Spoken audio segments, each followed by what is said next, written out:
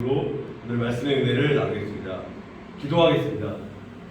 사랑과 자비가 풍성하신 하나님 아버지, 진심으로 감사와 찬양과 영광을 돌려온다이다. 이 참빛교회를 사랑해줘서 종로 5가에서 영등포구 신길사동 지하 성전, 아름다운 성전을 주시고 십자가를 주시고 좋은 것들을 주시고 믿음의 도움자를 주셨습니다. 우리가 예배 드릴 때 주일 11시 오전 예배 우리 목숨 걸고 주님께 사활을 걸고 이 하나님의 빛과 영광을 위해서 우리가 거룩하고 복된 주일 예배 신령과 진정을 누리는 예수 그리스도의 십자가의 보혈 능력으로 믿음으로 회개할 수 있는 귀한 은혜의 시간, 오늘은 가난한 자를 보살피는 자에게, 연약한 자를 돌보는 자에게 복이 있음이라는 제목으로 시편 41편 1절 13절 말씀을 통해서 하나님의 성령의 충만한 역사가 나타날 수 있도록 제가 말은 전하지만 하나님께서 저한테 목소리를 줘서 이 음성을 듣고 믿음으로 순종하고 나아갈 수 있는 하나님의 말씀을 깨달아서 잘 알고 하나님을 닮아갈 수 있는, 예수님을 닮아가는 삶을 살 수 있도록, 가난한 자를 잘 돌보는 자가 될 수 있도록 하나님 삶 속에서 예수 그리스도의 영광을 나타낼 수 있는 전도자의 삶을 살 수 있도록 하나님 공의의 역사를 체험할 수 있도록 하나님 붙잡아 주옵소서. 감사드리옵고 이 모든 말씀을 우리 주 예수 그리스도의 이름으로 기도드립니다. 아멘. 아멘. 네, 여러분들 한 주간 동안 잘 지내셨나요? 아멘. 네, 반갑습니다. 오늘 이제 주제는 가난한 자를 보살피는 자에게 복이 있음인데요. 오늘 본문 1절에서 3절 말씀의 주제는, 앞부분 1절에서 3절 말씀의 주제는 연약한 자를 돌보는 자에게 주시는, 연약한 자를 돌보는 자에게 주시는 하나님의 복, 하나님의 복이 주제입니다. 그러면 오늘 본문 1절에서 3절 말씀을 읽겠습니다. 1절에서 3절입니다. 가난한 자를 보살피는 자에게 복이 있나니 재앙의 날에 여호와께서 그들을 건지시리로다. 여호와께서 그를 지키고 그를 보호하시며 그를 살게 하시니 그가 이 세상에서 복을 받을 것이라. 주여, 그를 그 원수의 손에서 맡기지 말고 구원해 주옵소서. 여호와께서 그를 병상에서, 그가 병상에 누워있을 때라도, 아파서 누워있을 때라도 그를 돌보시며 보살피며 보호해 주시며 그의 병중 그 자리를 다 고쳐서 펴시리로다. 그가 누워있을 때마다 그의 병을 고쳐주실 것이다 라고 1절에 3절 말씀에 이렇게 나와 있습니다. 근데 오늘 본문 1절 말씀에 가난한 자에 해당되는 그 말의 원래 원문의 뜻은 여러 가지 뜻이겠지만 대표적으로 시계추나 나뭇가지들처럼 힘이 없이 흔들리는 물건을 가리키는데, 여기에서 이 단어가 사람에게 사용돼서, 물건이 아닌 사람에게 사용됐으니 다른 뜻이겠죠. 어떤 뜻이냐? 사람에게 적용했을 때는 빈곤이나 질병이나 고통을 인하여 몹시 많이 지쳐있고 피곤하고, 마음이 지쳐있고 피곤하고 도움받을 곳조차 없는, 한 명의 사람에게조차 도움받을 곳조차 없는 아주 연약하고 보잘것없는 아주 불쌍한 자를 가리키는 말입니다. 여기서 이 아멘. 말씀, 가난한 자에 대한 해당되는 말씀이고요. 또 보살피는 데 해당되는 아스킬이라는 그 원래 뜻은 두 가지 뜻이 있는데, 두 가지 뜻을 먼저 말씀드리겠습니다. 첫 번째는 이 보살피는 데 대한 뜻은 동정심이죠. 동정에는 불쌍한 마음의 눈을 보고 동정의 눈을 가지고 바라본다라는 뜻이고, 두 번째는 의로운 하나님의 의로운 지혜를 가지고 의롭게 대하다라는 두 가지의 뜻을 가지고 있는데, 여기에서는 두 번째 뜻은 아니고요. 첫 번째 뜻인 동정의 눈으로 불쌍하게 바라본다는, 국민이 바라본다는 말의 뜻이 맞는 것입니다. 그 연약한 자를 불쌍히 여기는 마음을 가지고 그를 보살피는 자에게, 돌보는 자에게 복이 있다는 말씀을 전하고 있고, 여기 2절에 보면 복 받는 것이라는 이제 2절 말씀에 나오는데요. 복 받는 것이라는 뜻은 복 받는 것의 그 원래 의미는 명철의 길을, 지혜가 아닙니다. 명철입니다. 명철의 길을 따로 가다라는 뜻으로 잠언 9장 6절 말씀과 같습니다. 제가 잠언 9장 6절 말씀을 읽어드리겠습니다. 잠언 9장 6절. 어리석음을 버리고 생명을 얻으라. 명철의 길을 행하라 하느니라. 그래서 분명히 명철의 길을, 그러니까 하나님의 지혜와 명철을 구하는 것이 복된 길이라는 것을 말씀해주고 있고, 여기 2절 말씀을 보면 또 살게 하시리니, 살게 하다에 해당되는 히브리어 하야는 어떤 뜻이냐? 살게 하다, 살게 하시니 보존하다, 살게 하다, 다시 회복시키시다 라는 세 가지 뜻. 보존하다, 살게 하다, 회복시키시다는 뜻이 있는데, 그가 혹시 아주 죽을 병, 몹시 심한 죽을 병에 걸렸을지라도 다시 회복되어 다시 새로운 인생을 살게 될 것이라는, 회복된다는 그런 간절한 마음의 뜻입니다. 그러니까 결론적으로 1절의 주제는 그겁니다. 연약한 자를 불쌍히 여기는 자에게 복이 있다라고 결론이 나왔고, 시편, 오늘 읽지는 않겠지만 시편 38편이나 39편 말씀을 보면 다윗이 아주 심한 중병에 걸려서 말할 수 없이 고통스러운, 견딜 수 없는 고통을 겪고 있을 때 주변에 있는 악인들이 그의 고통을 불쌍히 여기는 마음을 갖지 않고, 그러기는커녕 오히려 여기저기 떠돌아다니며 다윗에 대한 모함을 하고, 다윗에 대한 뒷담화를 앞에서 얘기하니까 뒤를 몰래 얘기하는 뒷담화를 하고, 다윗을 모함하고, 심지어 다윗을 죽일 음모를 꾸미기까지 했습니다. 근데 하나님이 보호해 주셔서 다윗이 도망가고 죽지 않고 생명이 보존되는데, 이에 다윗은 자신을 모함하고 죽이려 했던 그 악인들을 하나님께서 반드시 심판하시겠다는 그런 확신, 그래서 그런 것을 외치면서, 복음을 외치면서 주님을 찬양하면서 그런 심판하실 것이라는 확신을 갖고 살게 되었습니다. 그러나 오늘 본문의 시편 41편 말씀에서는 다윗은 질병이나 가난이나 다른 여러 가지 이유로 고통 중에 있는 그 연약한 자, 불쌍한 자를, 가난한 자를 불쌍히 여기는 마음을 갖고 그들을 보살피고 돌보는 자들은 복이 있다고 주님을 다윗이 찬양하고 노래를 하고 있습니다. 노래를 하고 찬양한다고 주님을 예배를 했다는 뜻입니다. 다윗이 그렇게 하나님께 그런 마음으로 기도했다는 마음이고, 이 연약한 자의 히브리어의 원래 뜻은 이런 뜻입니다. 도움받을 곳이 전혀 없죠. 조금도 도움받을 것이, 한 명의 도움받을 곳이 전혀 없는 아주 연약하고 불쌍한 자를, 고아나 과부나 같이 불쌍한 자를 말하는 것이죠. 그러니까 이들은 누군가의 도움을 받지 못하면 생명이 위태로워 죽을 수 있고 사라지고 이 세상에서 사라지고 말 것입니다. 만일 이런 연약한 자를 진짜 사랑하는 마음으로 말만 하는 것이 아니라 행동을 시켜놓은, 그들에게 먹을 것을 주고 복음을 전하는 그러한 자가 있다면 주님께서는 그들에게 아무리 어려운 고난과 역경들을 다 이겨내시고 아주 큰 복과 은혜를 내려주실 것입니다. 아멘. 그래서 여러분들도 마찬가지죠. 여러분들도 다윗 같은 마음으로 연약한 자, 불쌍한 자를, 어려운 자를 도와준다면 하나님께서 여러분들에게도, 참빛교회 성도님들, 목사님들 여러분들에게도 큰 복을 내실 것입니다. 그런 역사가 나타날 줄 믿습니다. 1절에 보면은 본문 말씀은 재앙의 날에 여호와께서 그들을 건지신다고 반드시 그렇게 말씀하고 있습니다. 만일 여러분 한번 생각해 보시죠. 연약한 자가, 불쌍한 자를 도운 사람들이 있는데 그들이 이제 어렵고 힘든 고난의 재앙의 날을 만나요. 분명히 고난이 오게 되는데 그때 여호와께서 고난을 이기시고 믿음으로 기도하면 그들을 건지실 것입니다. 건지시고 보호해 주실 것입니다.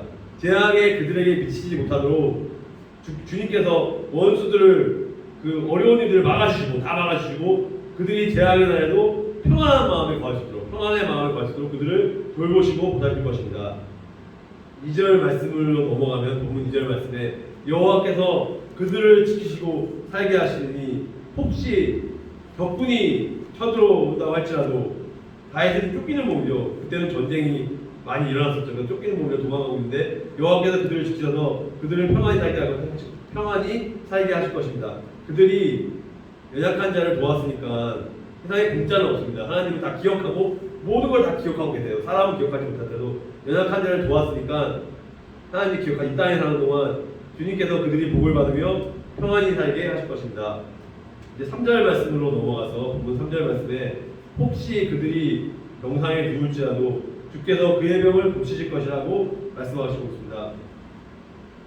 어떠한 병, 에이즈나 암이나 어떠한 코로나나 어떠한 위대한 커다란 질병이 올지라도 그들이 병상에 누워서 죽을 일에 처할지라도 주님께서 의사의 손을 통해서, 때로는 성령의 역사를 통해서 그들의 질병을 고쳐주시고 낫게 할 것입니다. 그들이 누워있을 때마다 그들이 병상에서 기도할 때 그들의 그 음성을 기도를 들어주시고 주님께서 성령을 통해서 그들의 병을 고치실 것입니다.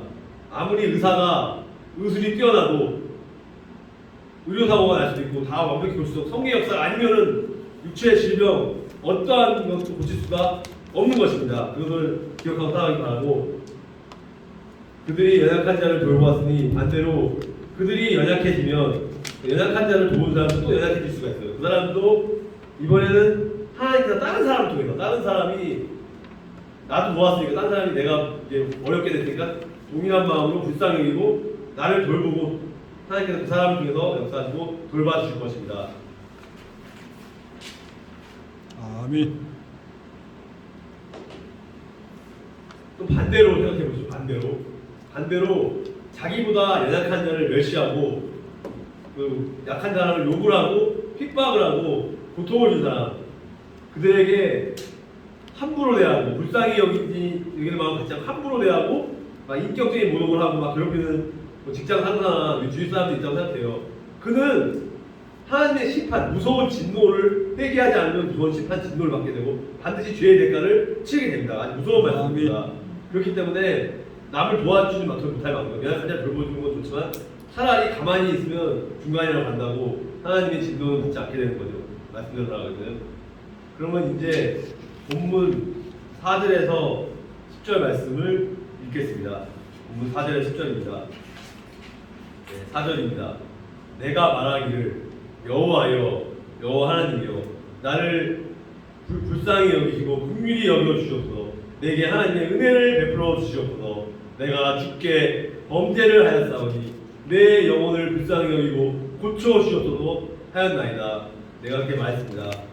나의 원수가 내게 대하여 악담과 모함을 하기를 저가 언제 죽어서 이 이름이 언제나 멸망하고 그의 후손이 끊어질까 하며 나를 보러 와서는 거짓을 말하고 빈말이나 널어놓고 심한 욕이나 그런 거짓말을 일삼고, 그리고 그 마음의 속으로는 악을 잔뜩 쌓아두었다가 비방하는 말을 잔뜩 마음에 담아두었다가 거리로 나가서 사람들에게 소문을 내고 퍼뜨리고 다니고 나쁜 짓을 하고 다니며, 그래서 7절에 나를 미워하는 자가 다 하나같이 모두 한 마음으로 합심하여 내게 대하여 수근수근거리고 안 좋은 얘기를 하고 나를 해하려고 계획을 삼고 꾀하며 나를 해칠 그런 계획을 세우면서 이르기를 악한 병이 그에게 들었으니 이제 다시는 그가 일어나지 못하리라 하나이다.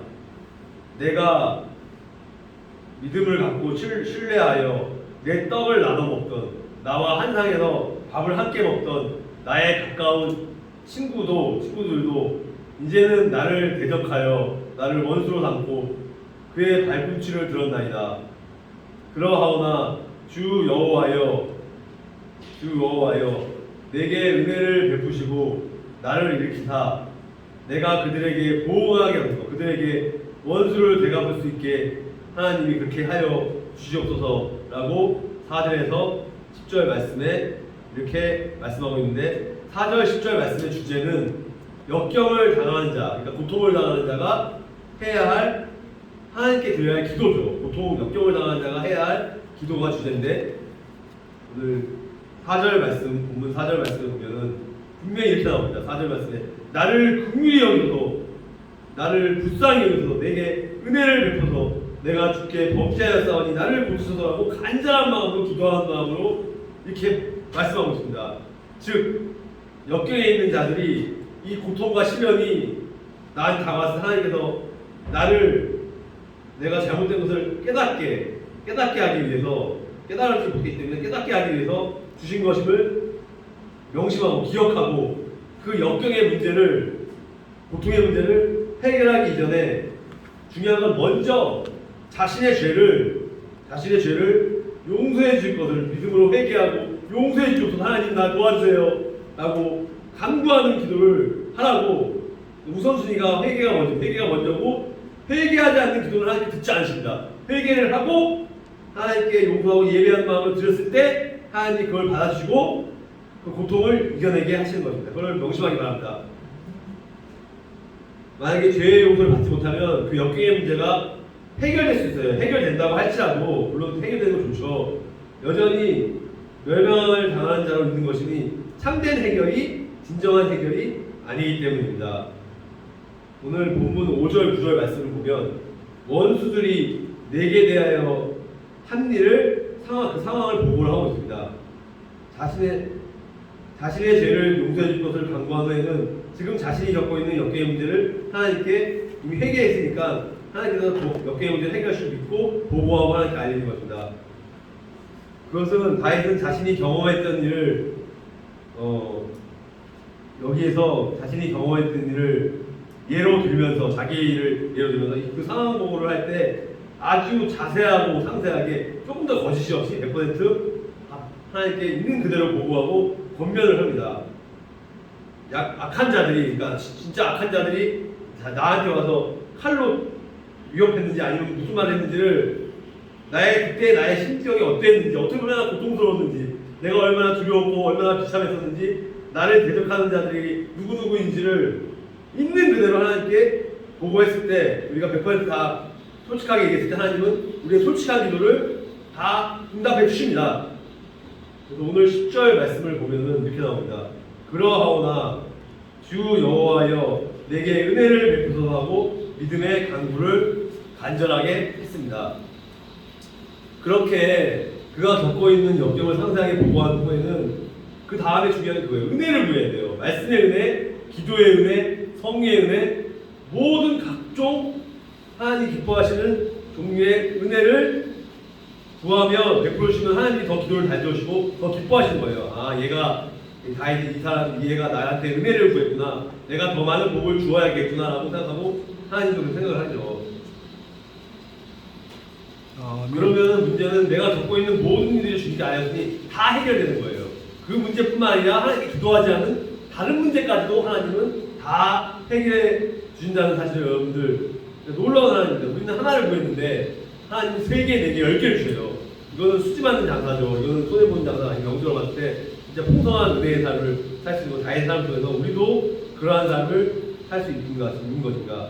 또 중요한 것은 이제부터는 하나님과의 관계가 중요한 거예요. 관계가 다윗만 그런 중요하지 아니고 모든 300개의 성도뿐만 아니라 모든 그리스도인들은 하나님과 관계가 하나님의 자녀, 우리 자녀고 하나님 아버지예요. 아버지와 아들, 딸로서 때로는 친구같이, 때로는 부모님같이, 때로는 선생님같이 모시고 또 하나님도 우리를 진짜 친자녀같이, 배로 낳지는 않지만 친자녀같이 사랑으로 하기 때문에 우리가 먼저 하나님과의 관계가 회복이 돼야 되고 그 다음은 하나님과의 교제가 중요해요. 관계가 회복됐으면 하나님께 교제할 때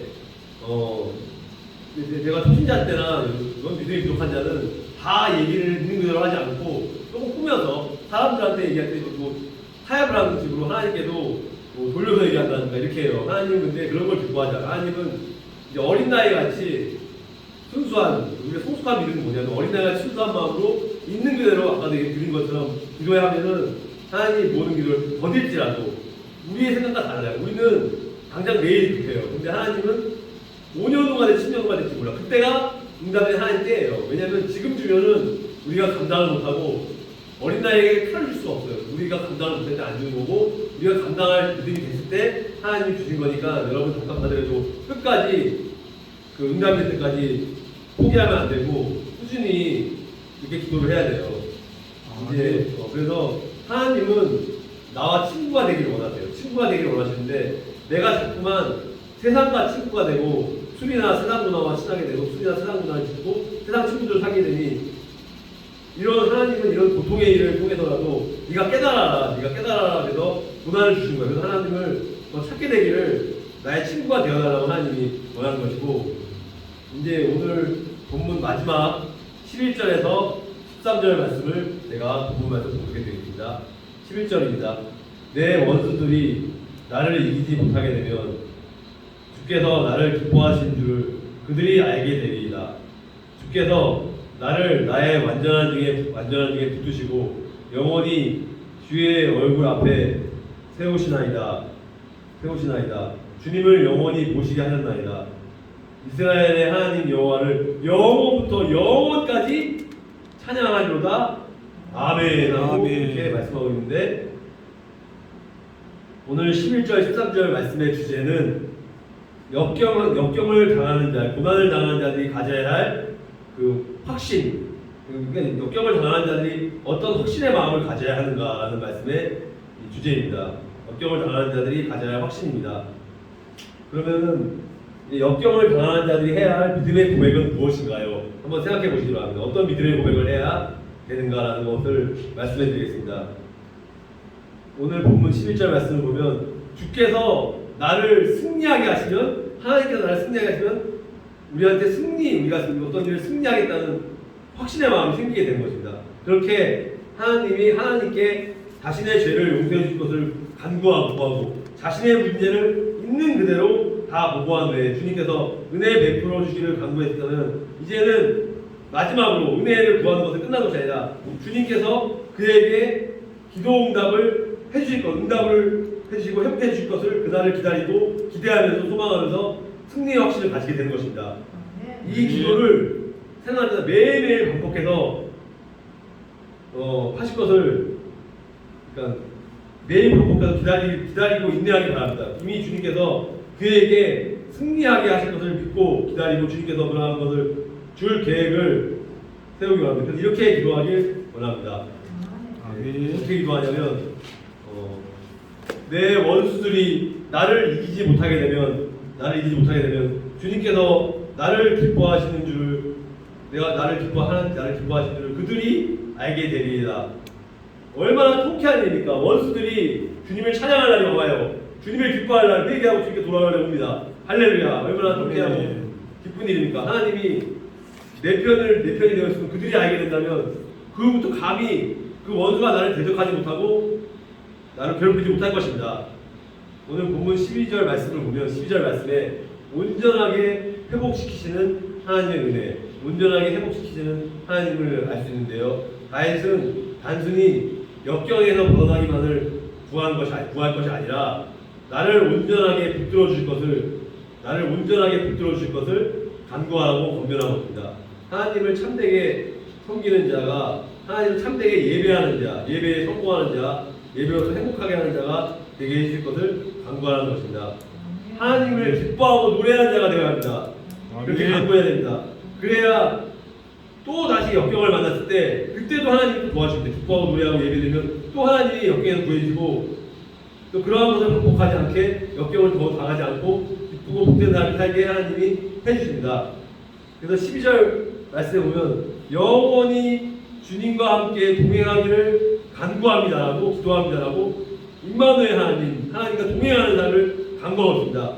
자신을 온전한 믿음을 가진 자로 회복시켜 주셔서 영원히 주님과 함께 동행하는 자가 여기서 세상에서도 그렇고 천국에 죽어서까지 영원히 하나님이 함께 동행해 주실 것을, 그러한 삶을 구하라고 다윗은 우리들에게 권면하고 있습니다. 주님을 영원히 모시는 자, 천국을 소망하며 나아가는 자가 될 것을 원하고 있습니다. 그리고 주님과 함께 있는 것이 세상에서 누리는 어떠한 돈이나 큰 복보다 더 귀한 복이라고 생각하라고 이렇게 말씀하고 있습니다. 마지막으로 본문 13절 말씀을 보면 영원히 주님을 찬양받으실 하나님을 찬양하고 있습니다. 그러니까 마지막으로 중요한 것은 예수 그리스도의 이름으로 복을 전하는 하나님의 이름, 여호와 하나님의 야훼 하나님의 이름이 중요합니다. 이름을 높이면서 찬양하고 경배하고 그 이름을 부르며 예배드리며, 이것이 우리 역경을 당할 자가 해야 할 기도는 하나님께 예배드리는 마음으로, 찬양드리는 마음으로 영원히 함께하실 것을 천국을 소망하면서 살아가는 것입니다. 아멘. 그래서 주변에 만약에 여러분들 연약한 자가 있다면 그의 연약함을 불쌍히 여기고 도와주시길 바랍니다. 혹시 지하철에서 할머니가 무거운 짐을 들거나 아니면 장애인 차를 끌어다 주는 상황이거나, 또 길거리 부스에서 월드비전이나 기아대책이나 그런 구호단체들이 뭐 잠깐 뭘 붙여달라고 뭘 해달라고 했을 때 우리가 후원을 하면 좋겠고 후원을 하지 못하더라도 그들의 얘기를 들어주고 기도하는 마음으로 스티커를 붙여주고 그들의 행사에 참석하면서 그러한 마음을 가질 수 있도록 꼭 큰 게 아니면 됐어요. 괜찮습니다.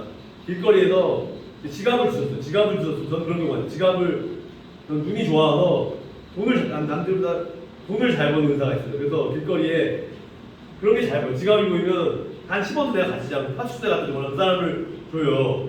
그러면 하나님이 이상하게 돈이 없는데 선교 후원금을 누가 모르는 목사님 10만원 후원 계좌 그런 게 한두 번 겪은 게 아니거든요. 그래서 내가 생각한 게 하나님은 공짜가 아니면 내가 진짜 진실한 마음으로 어려운 사람 별것도 아닌데 지갑 써준 거 누구나 할 수 있는 거예요. 그렇지만 그 중심을 보시고 여러분들도 그러한 케이스는 아니겠지만 여기 있는 모든 목사님 형들도 있을 것입니다. 어려운 사람 도와주고 복된 사람 사는 것이 물론 그것도 바라고 하는 건 아니겠죠. 그렇지만 그게 상당히 별거 아닌 것 같지만 중요한 거예요. 물론 말씀대로 순종하고 사는 것도 이 말씀 따라 하는 거 중요해요. 우리가 신앙생활 잘하는 거 중요하고 전도하는 거 중요하지만 간접적으로 우리의 그러한 선행의 삶을 통해서 선행으로 구원받는 건 아니고 그들의 삶을 통해서 그리스도의 선한 영향을 미치면 안 믿는 자들이 복음을 믿기도 하고 또 많은 물질적인 축복도 우리가 하나님께 받게 되니까 여러분들 작은 것 하나하나 실천하는 여러분들이 되시기 바라고 아멘. 직장에서도 직장 동료가 있고 여러분 사는 동네에도 어르신들도 있고 어려운 사람들이 많이 있어요. 의외로 겉은 멀쩡해도 직장에도 보면 뭐 돈을 많이 벌고 좋게 보여요. 근데 사실 마음은 외롭고 쓸쓸하고 우울증이 있고 주님을 믿어도 제대로 안 믿고 이렇게 사는 사람들이 많이 있는데 우리가 그들을 찾아가서 위로의 한마디를 하고 하여튼간에 그렇게 도와줄 수 있는 그걸 실제로 실천하는 삶을 살기 바라고 저부터 먼저 그런 삶을 살고 여러분들도 그런 삶을 살았을 때 다윗과 같은 그런 축복 다윗은 하나님 마음에 합한 자예요. 여러분들도 하나님 마음에 합한 자 저도 마찬가지고 하나님 마음에 합한 자 다윗과 같이 어린아이같이 순수하게 찬양하고 예배하는 그런 여러분들 되시기 바랍니다. 아멘. 악에게 지면 안 돼요. 여러분들 사탄이 들어오는데 악이 들어왔을 때는 예수 이름으로 악한 사탄의 영을 물리치는 기도를 예수를 명하니 악한 사탄의 영을 물러갈지어라고 우리가 악한 영을 지지 말고 그러한 유혹이 왔을 때 이제 핍박이 왔을 때 잘 이겨내는 여러분들이 되길 바랍니다. 이제 마지막으로 이제 저의 짧은 간증 예화 한 편 드리고 오늘의 말씀을 마치려고 합니다. 한 가지만 말씀드리면 제가 정신 지체 장애인, 시각장애인 비롯해서 각종 우울증, 불면증 비롯한 그러한 사람들 목회자로서 11년째 청년들이나 40대, 50대나 뭐 결혼 안 한 사람들 위주로 그들을 상담하는 사역들을 오랫동안 해왔는데 어떤 형제가 있었는데 어떻게 된 거냐면 그 잠실에 보면은 잠실 종합운동장에 정신여고 안에 주님의 교회라고 여러분들 아실 거예요. 주님의 교회 정신여고 안에 주님의 교회에서 그때 예수전도단 목요 직장인 모임이 있어요. 그러니까 화영 모임은 대학생들, 청년들, 아주 어린 젊은 청년들이 대학 캠퍼스를 빌려서 예배를 화요 모임 예수전도단이에요. 선교단체 예수전도단에서 드렸고 그러다가 중간에 직장인들을 위한 모임은 화요일날 겹치니까 목요일 저녁 7시 반에 직장인들 예배를 드려야 되는데 장소가 없어요. 그래서 정신여고한테 부탁해서 주님의 교회도 빌려준다 해서 그때 그 예수전도단에서 목요일 예배를 드렸을 때 간식 빵을 나눠주는 게 있어요. 그러니까 직장인들이 저녁 식사를 못해요. 7시 반이거든요. 그렇기 때문에 배고프니까 빵을 이제 몇백 개를 이제 주문해서 어떤 자매하고 하고 쓰는데 일손이 딸리는데 마침 제가 돌보고 있는 장애인 형제가 거기 온 거예요. 예배드리러 왔는데 제가 부탁을 드렸어요. 아니 지금 일손이 부족한데 빵 나눠주는 걸 도와주지 않겠냐.